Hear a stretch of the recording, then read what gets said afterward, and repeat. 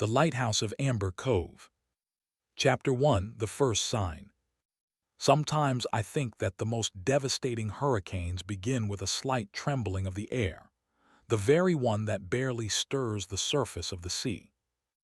I, Nathan Fisher, have breathed salty winds for 36 years of my life and know this better than most. 12 years in the Navy force you to read water like an open book, each ripple on the surface like a line of secret writing that the ocean addresses only to you. I used to command a destroyer. Now my domain is the lighthouse on Amber Cove Island. Different watch, different responsibility, but the same endless sea all around. And my wife Jade has dedicated her life to studying the silvery creatures that dance in our waters, a special kind of dolphin that she knows each by name. We were immensely happy here, me, her, and my mother Alina, until a man with a movie star smile and the eyes of a predatory fish appeared on our doorstep. But there were still several hours left before Alex Sterling's arrival. They flowed like sand in the ancient clock in the lighthouse living room, the last grains of our former life, disappearing forever. I woke up to a familiar pulsation in my thigh. The scar always aches before bad weather.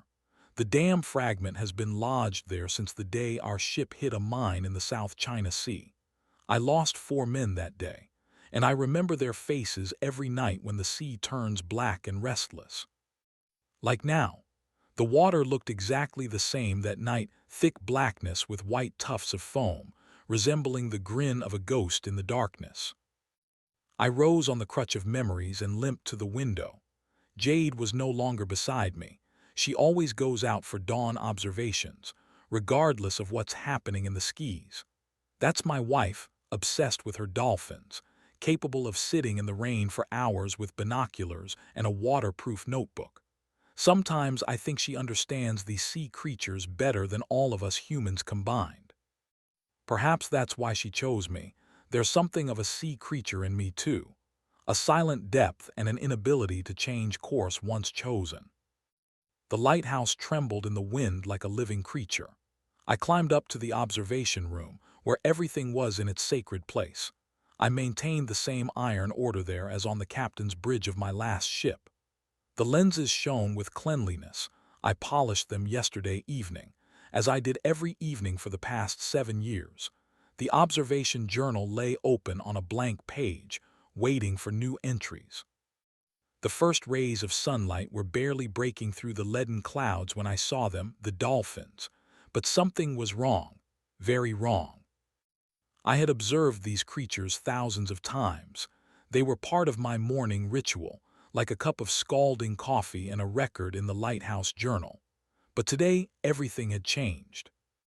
The silvery dolphins, usually playing in the waves with the grace of dancers, were darting through the water like frightened rabbits.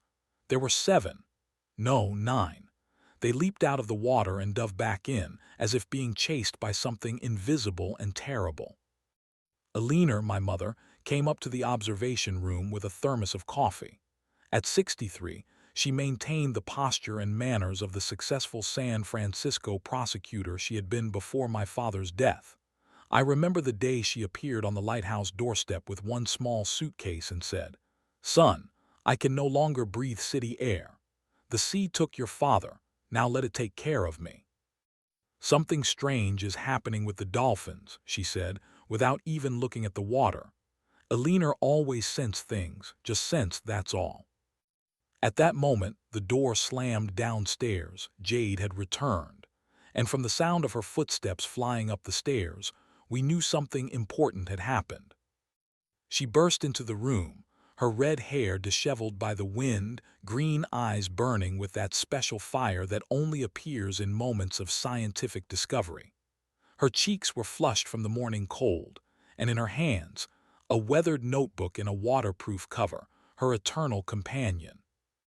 "Nathan, Alina, you won't believe." She stopped, trying to catch her breath. "The dolphins are changing their migration route. All my observations over the past 10 days confirm it. They're running from something in the east, something scaring them." "Something scaring them," echoed in my head. Just like back then in the South China Sea, when all the dolphins suddenly disappeared a day before enemy boats appeared. The sky continued to darken. The waves rose higher, the wind strengthened, bringing the smell of an approaching storm. I reached for the binoculars and froze. A mile from shore, a small research vessel was rocking, clearly losing its battle with the elements. "They're heading straight for the reefs," exclaimed Jade, also noticing the vessel. "They'll be torn to shreds." The reefs at Amber Cove don't forgive mistakes. They hide underwater like naked blades, ready to rip open the belly of any ship that dares to come too close. A distress signal came through the howling wind. I was already descending the stairs, gritting my teeth against the pulsing pain in my leg. Old instincts kicked in instantly. No matter how much my shot-through thigh hurt, duty comes first. "I'm coming with you," Jade shouted. "No," I cut her off. "Eleanor, contact the Coast Guard. Jade, keep in touch via radio." The rescue operation took almost 3 hours. When I finally returned, soaked to the bone and with new pain in an old wound, we all gathered in the lighthouse living room. A fire crackled in the fireplace, cups of hot tea steamed on the table, and in the armchair sat the rescued man, a young man with the looks of a Hollywood actor and the manners of a hereditary aristocrat. "Alex Sterling," he introduced himself, radiating charm like a lighthouse radiates light. "From the Pacific Institute of Marine Research. I'm here because of your research, Mrs. Fisher. I'm particularly interested in your observations on dolphin migration and deep currents." Eleanor, sitting in her chair by the fireplace, frowned almost imperceptibly. 25 years of prosecutorial practice had taught her to recognize lies in people's voices, and now something in Sterling's intonations scraped her ear like a splinter. She didn't know yet, that this splinter would soon turn into a knife aimed at the very heart of our family. Outside, the storm raged, and the dolphins had long since hidden in the depths, carrying their anxiety with them. And in the cozy living room of the lighthouse on Amber Cove Island, a story was beginning that would change our lives forever. A story of loyalty and betrayal, of duty and temptation, of how easy it is to lose yourself and how difficult it is to find your way home. Chapter 2: Temptation. A week had passed since the morning when Alex Sterling appeared on our island. A week that imperceptibly changed the rhythm of our lives, like an underwater current changes the relief of the seabed, slowly, relentlessly, and irreversibly. Jade spent more and more time in her laboratory, set up in an old fisherman's house by the pier, and I stood longer on the lighthouse platform, peering at the horizon, as if trying to discern the ghost of approaching trouble. Sailors know, the most dangerous storms don't announce themselves with thunder and lightning. They creep on velvet paws, gentle and soft, until it's too late. "Look at this data, Jade." Sterling's voice sounded like sweet poison, caressing the ear. He leaned over the computer, almost touching her shoulder with his. The screen flashed with migration graphs, temperature maps, sonar data. "We are on the threshold of a fantastic discovery. Your observations over the past years are the missing piece that brings everything together." Jade felt his breath on her cheek, the barely perceptible aroma of expensive cologne. Alex was so unlike the islanders, polished like a pebble on the beach, shining with scientific regalia and worldly manners. Later, much later, she would understand. Pebbles become so smooth because the sea beats them against the rocks for thousands of years, erasing everything alive. "Look," his fingers flew over the keyboard, opening new windows with data. "If we overlay your dolphin behavior records on the deep current map, incredible. Do you understand what this means?" Of course she understood. 10 years of observations, endless hours at sea in any weather, thousands of notes in soaked notebooks. All of this suddenly took on new meaning in light of his theories. I didn't notice the changes in my wife right away. At first they were small things. A dinner gone cold, a kettle forgotten on the stove, an unread book on the bedside table. the very one she reread every year on our anniversary. Then she started coming back later and later, with a feverish gleam in her eyes and an absent smile. "Alex showed me amazing modeling results," she would say, waving her hands like in the first years of our relationship. "Can you imagine? We can prove the connection between changes in dolphin behavior and global oceanic processes." I remembered a different enthusiasm in her voice. When she first saw the lighthouse, when we planned our life here, when we dreamed of a future that now seemed like a distant mirage. Alina observed what was happening with the wariness of an old hound. Her prosecutor's instinct, honed by years of working with human lies and deception, signaled danger. Once, passing by the laboratory late in the evening, she noticed Sterling, thinking no one could see him, photographing documents on Jade's desk. "Just making copies for the Institute," he explained the next day with a disarming smile. "Bureaucracy, you know, everything must be documented." The smile was perfect, too perfect, like artificial flowers on a fresh grave. Our first serious conflict with Jade happened on Friday evening, when she missed our traditional family dinner. "You're spending too much time with this Sterling," I said, trying to keep my voice steady. "Don't start," she cut me off. "This is important research, possibly the most important in my career. Why can't you just be happy for me?" "Because something's not right here," I paused, choosing my words. "I've seen many storms, Jade, and right now I feel a very big one approaching." She laughed, but there was a false note in her laughter. "You're just jealous. Alex is a brilliant scientist. He has connections with the best research centers in the world. He can help my work gain recognition." "And are you sure it's just about work?" The words escaped before I could stop them. Jade froze as if slapped. Then she turned and left, slamming the door so hard that the windows rattled. That night I stood for a long time on the lighthouse platform, looking at the lights in the laboratory by the pier. There, bent over a computer, Jade and Sterling were studying some data. Their silhouettes occasionally flashed in the window, too close to each other for simple work communication. "He's playing on her ambitions." Alina's voice made me jump. I hadn't heard my mother come up. "I've seen it before. Smart women are especially vulnerable to flattery disguised as professional recognition." I was silent. I knew my mother rarely misjudges people, and I also knew there was nothing I could do yet. Only watch as my wife drifted further away from me, enchanted by the gleam of scientific glory and promises of recognition. The light in the laboratory by the pier went out. A few minutes later, two figures came outside, and Jade's voice, unusually clear, carried across the quiet harbor. "It's incredible, Alex. Can we really prove this?" "With your data, absolutely," replied Sterling. "You don't even realize how important your research is, Jade. It could change everything." Chapter 3: Shadows. Alina Fisher spent 25 years searching for the devil in the details of legal documents.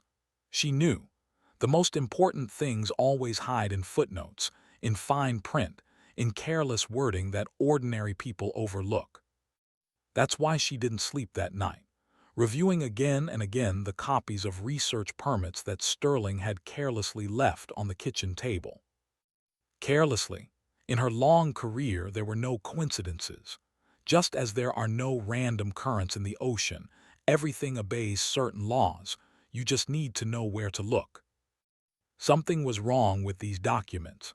The stamps were in place, signatures looked flawless, but between the lines lurked something sinister, like sharp reefs under a smooth water surface.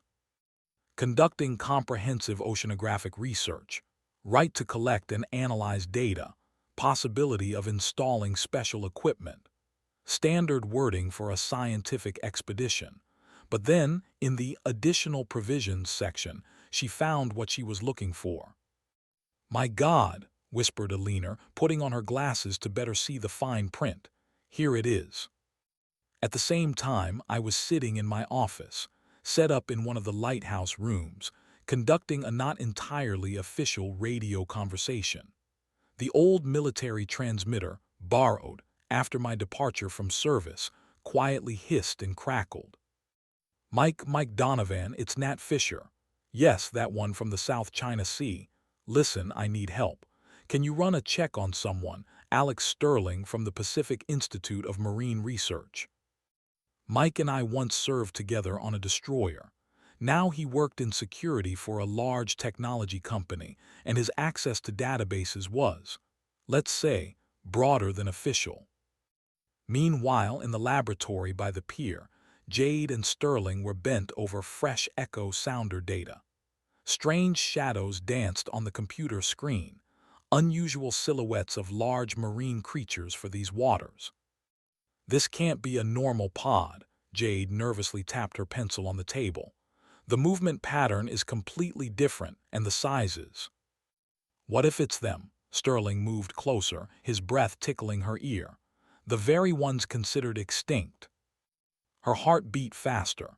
An extinct species of dolphins here near their island. This would be the discovery of the century, forever linked to her name. The night was moonless.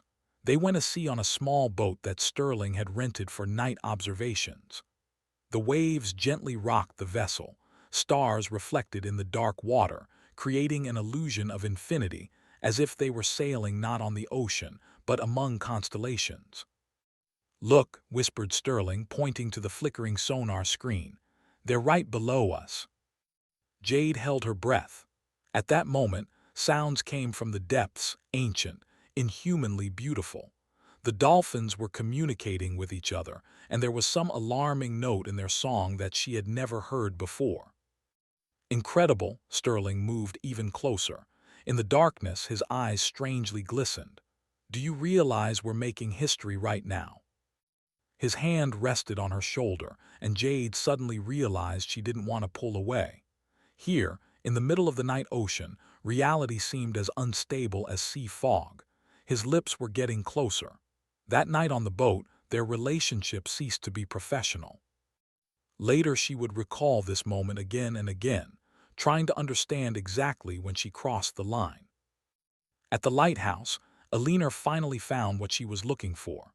Between the lines of legal formulations hid the right to conduct preparatory work to assess the possibility of industrial use of the water area. An innocent phrase at first glance, but she knew what these words meant in the language of corporate lawyers. She went down to the kitchen to make herself some coffee and froze by the window. In the darkness of the ocean glimmered a light, Sterling's boat. There, on board, her daughter-in-law seemed to have lost herself in a dangerous game with a man whose true intentions were becoming clearer. I wasn't sleeping either. Mike had sent the first results of the investigation, and they were alarming. Sterling did work at the Pacific Institute, but his research was funded through a complex network of shell companies, and all the threads led to one source, Atlantic Ocean Ventures, a company that was interested not in science but in money. Big money. Be careful, Nat, warned Mike. These guys don't like it when someone sticks their nose in their business. They have their people everywhere, in government, in scientific circles, even in the Coast Guard. In the morning, Alina tried to talk to me. She found me on the observation deck. I was watching Sterling's boat return to the harbor. Jade stood on the deck, her red hair fluttering in the morning breeze. Even from a distance, you could see her laughing at something Sterling was saying. Son, Alina began, handing me the documents. You need to see this. But before she could finish, Jade's excited voice came from below. Nathan, Alina, come down quickly. We have amazing news. At that moment, none of us knew that this news would be the beginning of the end of our familiar world. As any sailor would say, the calm before the storm can be particularly deceptive. Chapter 4: Truth. Truth is like a tsunami. You can ignore it for a while, but when it comes, it sweeps away everything in its path. I learned this at dawn, when the military transmitter buzzed, and the voice of Mike Donovan cut through the pre-dawn quiet of the lighthouse. Some news is better received standing. Like a blow or a fall from a height, if you're going to fall, at least fall from the height of your own dignity.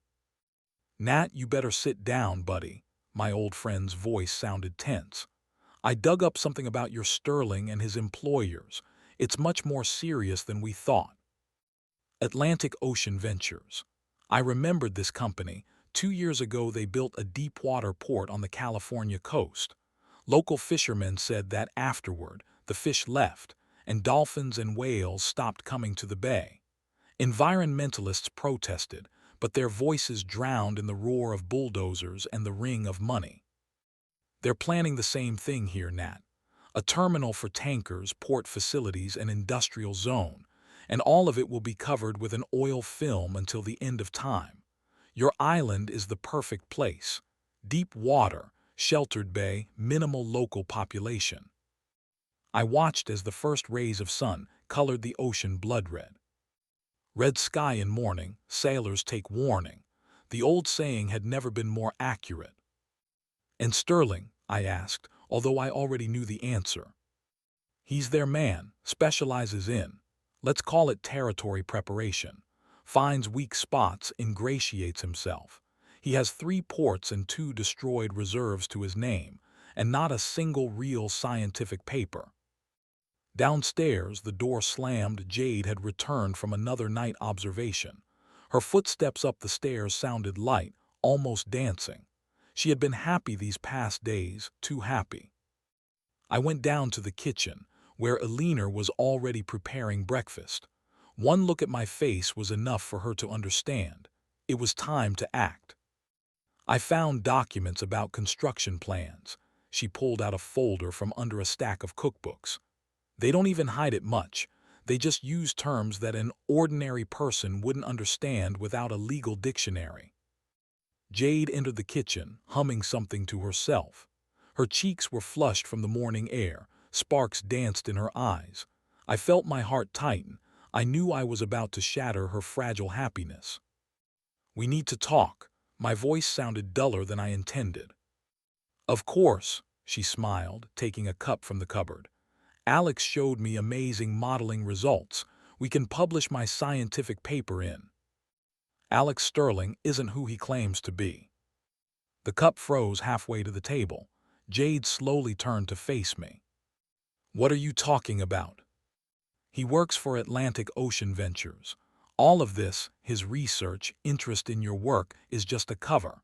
They're planning to build a port for oil tankers here." Jade laughed, but somewhat uncertainly. "That's just ridiculous. Nonsense. You're jealous, Nathan. Alex is a respected scientist who has never published a single scientific paper." I laid out the printouts sent by Mike on the table. "But he has rich experience in destroying coastal ecosystems." I don't believe it, but her voice trembled. "He showed me his research." "Forgeries?" Eleanor placed the folder with documents in front of her. "Like these permits. Look, here and here, veiled wording about industrial use of the territory." Jade sat down, as if her legs refused to hold her.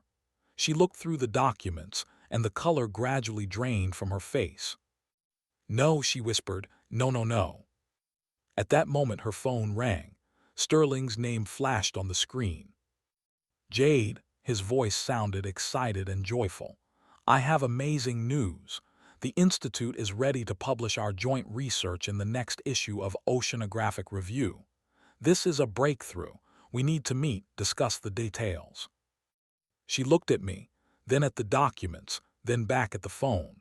Fear swam in her eyes, the fear of someone who suddenly realized they had been walking on thin ice and now hears the first treacherous crack beneath their feet. And there was also shame. She couldn't simply erase from memory that night on the boat. I'll call you back." Her voice sounded hoarse. In the silence that followed, you could hear the waves crashing against the rocks below. Somewhere in the distance, seagulls cried. Their cries seemed like weeping. "It's all my work," whispered Jade. "My research, 10 years of observations. It turns out he just used me." "Used all of us," Eleanor gently corrected. "But the game isn't over yet." At that moment, through the window, Sterling's boat could be seen approaching the pier. He was walking up the path to the lighthouse, fit, confident, with that unchanging smile on his face. a man accustomed to getting what he wants. Some people are like sharks. They never stop moving, never get satiated, and never feel remorse. But even sharks sometimes get caught in the nets of experienced fishermen. Chapter 5: Decision. They say that before making the most important decision in your life, you should listen to your heart. But what to do when the heart is torn between truth and lies, between duty and temptation? Jade Fisher learned the answer to this question on that gray morning when the sea brought her one last gift. The sea's gifts don't always come in beautiful wrapping. Sometimes they come in the form of a choice between two equally painful paths. She went to sea before dawn, alone, for the first time in weeks without Sterling's accompaniment.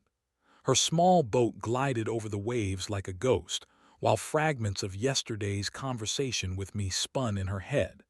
The documents I had shown burned in her memory like acid. The first ray of sunlight had just touched the horizon when she saw them. First, it was just a splash, unusual, unlike the familiar movements of dolphins. Then another, and another. "My God," whispered Jade, reaching for the camera. They emerged from the depths like ancient deities, silvery, graceful, unlike any known species. Their skins shimmered in the morning light, and the distinctive markings on their backs formed a pattern she had previously seen only in old engravings. There are moments of absolute clarity when all doubts disappear like fog under the rays of the rising sun. This was exactly such a moment. With trembling hands, she turned on the recording equipment. Every jump, every sound, every movement of the elegant bodies, everything was captured on camera. The species of dolphins considered extinct was here, right in front of her, and this changed everything.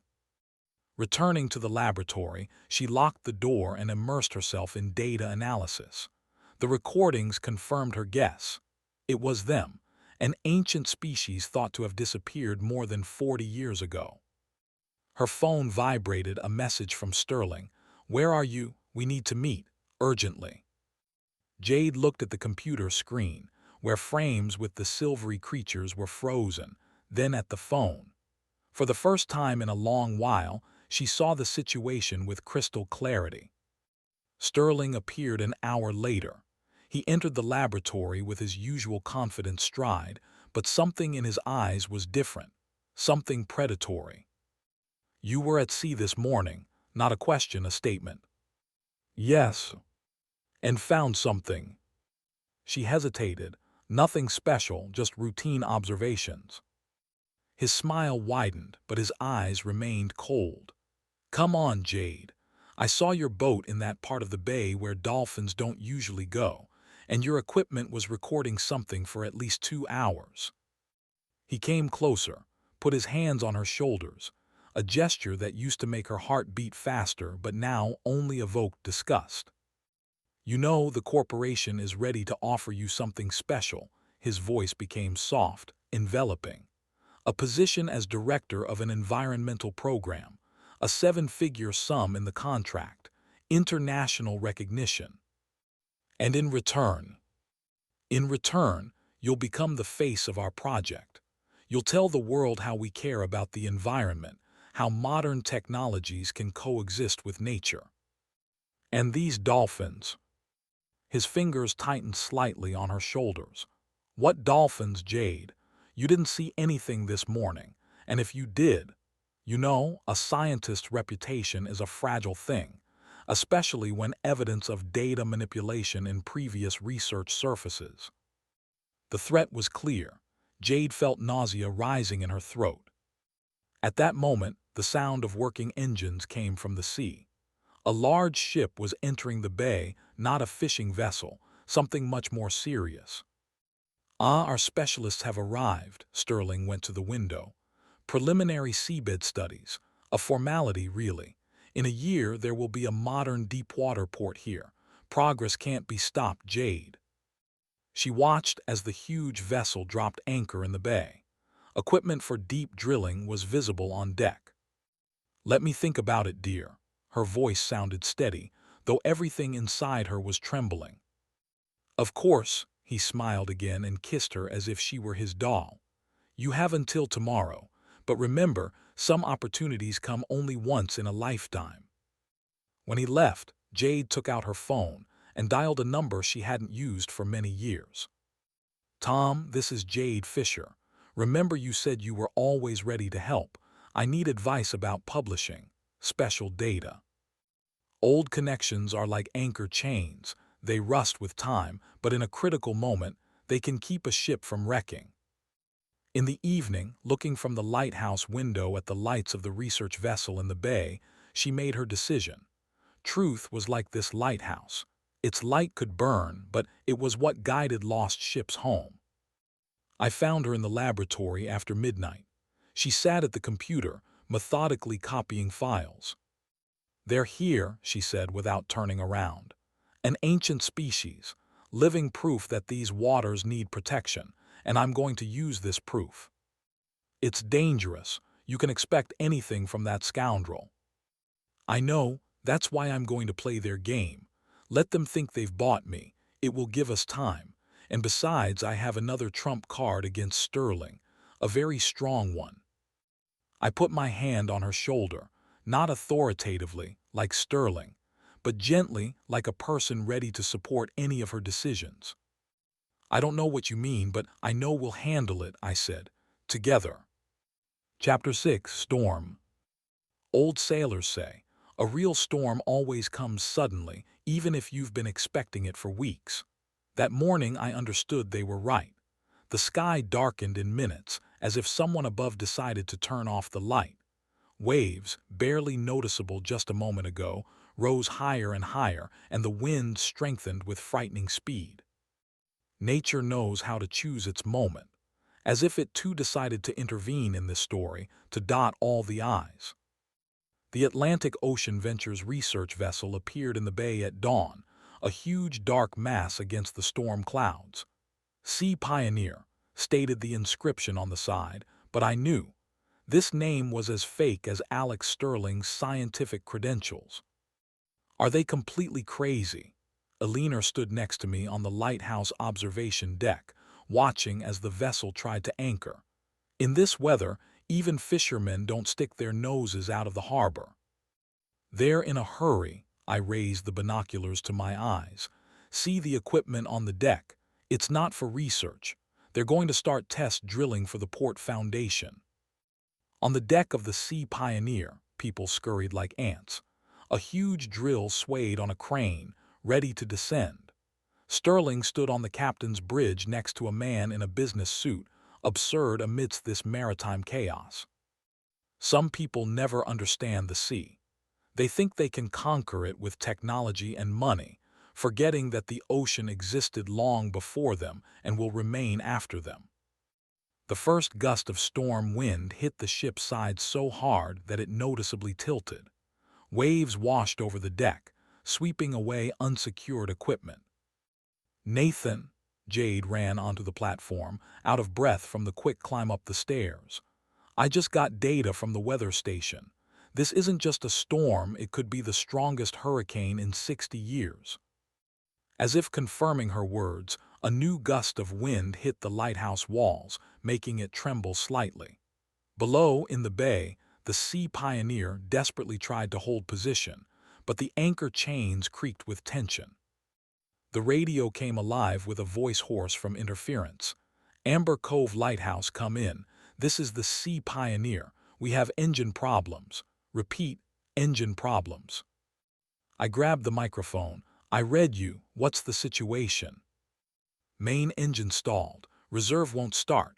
Anchor chains may not hold. Dangerous cargo on board. Damn it. The connection broke. Panic started on the ship's deck. People rushed about, trying to secure equipment that had come loose. Sterling was shouting something into a megaphone, but his words drowned in the roar of the elements. Dangerous cargo. Alina turned pale. Nathan, if they mean what I think. Fuel for the drilling rig, I finished. Tons of chemicals and petroleum products, if the ship breaks on the reefs. Everything alive in the bay will die, whispered Jade. The dolphins. I was already going down the stairs. limping on my left leg more than usual. The old wound always hurt more in such weather. "Where are you going?" Jade called. "To the rescue boat. They're scoundrels, but we can't let them dump their chemical junk here." "I'm coming with you." "No." "Yes." In her voice was the same steel as when she decided to play a double game with Sterling. "I know this bay as well as you, and I have equipment to communicate with the Coast Guard." Alina silently handed us both life jackets. She knew arguing was pointless. Stubbornness was a Fisher family trait. The rescue boat thrashed at the pier like a trapped animal. Getting aboard was already a feat. Waves threw it from side to side, threatening to smash it against the piles. From the Sea Pioneer, the sound of a siren now reached us. In the gaps between waves, we could see people hurriedly putting on life jackets. Sterling dashed around the bridge, alternately grabbing the radio, then shouting something to the man in the suit, who now sat on the floor, greenish pale. "Hold on," I shouted, steering the boat toward the distressed vessel. A new wave lifted us up, and for a moment we saw the whole picture of what was happening. The Sea Pioneer, listing to starboard, torn drilling equipment swinging on the crane like a pendulum, and the dark silhouettes of reefs, closer and closer to the ship's hull. At sea, seconds stretch into eternity, especially those seconds when you realize, now everything will change forever. The first impact of the hull against the reef sounded like a gunshot. The second, like an explosion. The ship shuddered, and from the bridge came Sterling's cry. "Open the cargo hold or we'll all go down. Lighten the ship, that's an order." Jade turned white. "God, no, not that." I saw several people rush to the cargo hold. If they open it now, all the toxic cargo will pour straight into the bay. "Faster," Jade cried, clutching the railings. "Nathan, faster." The boat flew up on another wave, and we saw a real fight starting on the deck of the Sea Pioneer. Several crew members were trying to prevent the cargo hold from being opened, while Sterling shouted something at them through a megaphone. Waves tossed our little boat like a splinter, but I stubbornly drove it forward. 12 years in the Navy taught me one thing. Sometimes the only way to survive a storm is to go straight into its heart. Chapter 7: Battle. There are moments when time slows to the consistency of molasses, and each second stretches into eternity. For me, such a moment came when our rescue boat approached the side of the Sea Pioneer. The huge hull of the vessel loomed over us like a black wall, water lashed the deck, and somewhere above, Sterling's people were trying to open the cargo hold with chemicals. At sea, a person either becomes a hero or perishes. There is no third option. I knew this since my service, but now the stakes were higher than ever. "Rope ladder," I shouted through the roar of the storm. A storm ladder was thrown down from the ship, swinging like a pendulum over the raging waves. "I'll go first," Jade cried, grabbing the wet ropes. In her backpack was a waterproof camera, she understood. We would need evidence. Later she would marvel at her own courage. But at that moment, fear seemed distant and unreal, like a dream from the previous night. Climbing onto the deck was like ascending into hell. The wind threw us from side to side, waves doused us with icy water, and the ship beneath us groaned and shuddered from impacts against the reefs. I climbed last, gritting my teeth against the pain in my wounded thigh. Chaos reigned on the deck. Part of the crew tried to secure loose equipment, others prepared lifeboats. At the entrance to the cargo hold, a real fight was going on. Several sailors were grappling with people in Atlantic Ocean Ventures uniforms. "Stop," Sterling's voice carried across the deck through a megaphone. "That's an order. Open the damn hold or we'll all go down." He stood on the bridge, no longer as polished and confident as usual. The wind had messed up his perfect hair, his expensive suit was soaked through, and fear swam in his eyes. "If you do this, everything alive in the bay will die for decades," shouted Jade, making her way to the cargo hold. She had already taken out her camera and was filming what was happening. "Shut her up," Sterling pointed at her to two of his men. "Get that crazy woman and take the camera." I lunged forward, but was beaten to it by one of the crew members, a young guy with dolphin tattoos on his forearm. "Don't touch her," shouted the sailor.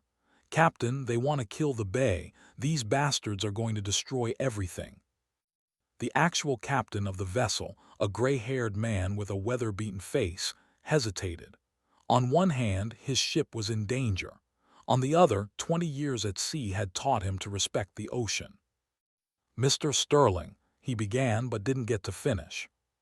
Sterling pulled out a gun. At that moment, a new wave hit the ship's side, and everyone on deck tumbled like bowling pins. I saw my chance. Years of military training worked automatically. A roll, a sweep, and the gun flew overboard. Sterling lunged at me with a growl, aiming a fist at my face. A fight on a rocking deck is a dance with death. One wrong step, one inaccurate movement, and the ocean gets a new victim. We grappled at the very edge of the deck. Sterling fought desperately, like a cornered animal. At some point, his hand found a piece of pipe and he swung. "Nathan!" Jade's cry drowned in the roar of the storm. The blow came at a glancing angle. Military training didn't fail. I caught Sterling's arm and twisted it behind his back. The pipe clattered across the deck. "Listen, everyone," Jade's voice carried across the deck. She held her phone like a weapon. "I'm live streaming. Everything is being recorded and going online. Everyone will be held accountable for their actions. The Coast Guard is already on the way." Sterling went limp in my hands. His well-groomed face twisted with rage and fear. "You don't understand," he hissed. "None of you understand. This is a multi-billion-dollar project. They'll destroy me." "Like you wanted to destroy the bay." I twisted his arm harder. "Like you destroyed other reserves." At that moment, the roar of a helicopter engine passed over the deck. The Coast Guard arrived just in time. The ship tilted even more, threatening to capsize. "Everyone prepare for evacuation." A voice from the loudspeaker cut through the roar of the elements. "Repeat, everyone prepare for evacuation."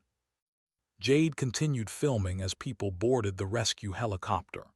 She filmed Sterling being led away in handcuffs, the captain saluting his sinking ship, the young sailor with dolphin tattoos helping an elderly mechanic into the rescue basket. The last to board the helicopter were Jade and I below. The Sea Pioneer continued to battle the waves, but now its cargo hold was securely sealed, and the toxic cargo remained on board. We managed to see, in a gap between the waves, the silvery backs of dolphins flashing. The ancient species was retreating to the depths, escaping the storm. Jade clutched her camera tighter. Now she had all the evidence, both of Sterling's attempts to destroy the bay and of the existence of rare dolphins. "We did it," she whispered, looking at me. I nodded silently, holding my shot-through thigh. Victory didn't come easy, but it was worth it. Chapter 8: Dawn. After a storm, calm always follows. It's a law of nature, as immutable as the tides. But sometimes the calm can be deceptive, especially when it comes not to weather, but to human passions and corporate intrigues. Some battles don't end when the wind dies down. They just move to another level, where instead of waves and wind, lines of laws and newspaper headlines. A week had passed since the dramatic rescue of the Sea Pioneer crew. The wreckage of the vessel was still visible on the reefs, a silent reminder of how close we came to disaster. The cargo hold, fortunately, remained intact, and a special team of environmentalists was working on the safe extraction of toxic substances. Alina sat at the kitchen table, newspapers spread out before her. "Atlantic Ocean Ventures Under Investigation," declared one headline. "Environmental Scandal of the Year. Attempt to Destroy a Unique Marine Ecosystem," shouted another. "They offered a deal," she said when I came down for breakfast. "They want to hush up the case." "And what did you tell them?" I poured myself some coffee. My limp had become more noticeable after the events on the ship, but a new gleam appeared in my eyes. The same thing I told all my opponents during 25 years of legal practice, Alina smiled. That truth is not for sale. In the laboratory by the pier, Jade was finishing work on an article. Her discovery had the effect of a bomb exploding in the scientific community. A rare species of dolphins, considered extinct, not only existed, but had found refuge in the very waters that the corporation had planned to destroy. "You know," she said when I came in, "Alex was right about one thing. This really changed everything, just not the way he planned." Irony of fate. Sometimes our worst enemies become unwitting helpers in achieving our goals. News came one after another. Alex Sterling testified against his employers, hopping for a reduced sentence. His confessions, along with Jade's videos and Alina's documents, created irrefutable evidence. Federal investigation into Atlantic Ocean Ventures activities is expanding. Alina read aloud another headline. Facts of bribery of officials and falsification of environmental assessments revealed. And then came the main news. The waters around Amber Cove Island received the status of a marine reserve. A special role in this was played not only by the discovered dolphins, but also by the testimony of the young sailor with the tattoo on his forearm. His testimony about Sterling's attempt to dump toxic substances into the ocean was the final nail in the coffin of corporate plans. In the evening, we gathered on the lighthouse observation deck. The sun was setting into the ocean, coloring the water in gold and purple tones. Somewhere in the distance, splashes appeared, a family of ancient dolphins returning to their native waters. "You know," Jade leaned against my shoulder, "when I first met Alex, he talked about progress, about how important it is to move forward, but he didn't understand the main thing." "What's that?" "That sometimes progress lies in leaving something untouched, preserving what nature has created." Alina came up to the platform, carrying a tray with cups of hot tea. We stood there, the three of us, watching as the last rays of the sun dissolved in the ocean and the lighthouse began its night work. "I spoke with the publisher," said Jade after a long silence.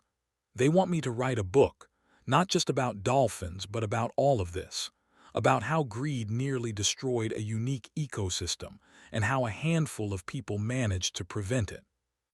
"Write it," I hugged her tighter. "People need to know." Below in the bay, the dolphins began their evening song.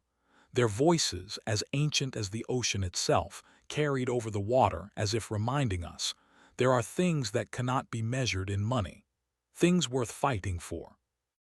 The lighthouse continued to send its light into the darkness, guiding ships and guarding the peace of sea creatures. Its beam was like an outstretched hand of help to all who needed it, whether a lost ship or an ancient dolphin seeking its way home. And in a pre-trial detention cell, Alex Sterling looked at the distant light of the lighthouse through a barred window and thought about how one wrong decision can change an entire life. Ahead of him awaited trial and long years of imprisonment, but this was a just punishment for attempting to destroy something priceless for corporate profit. The only dark spot on the canvas of our story remained Jade's little secret about that night with Sterling on the boat. She reproached herself for that momentary weakness, but decided that sometimes a small lie to save something important is a necessary sacrifice.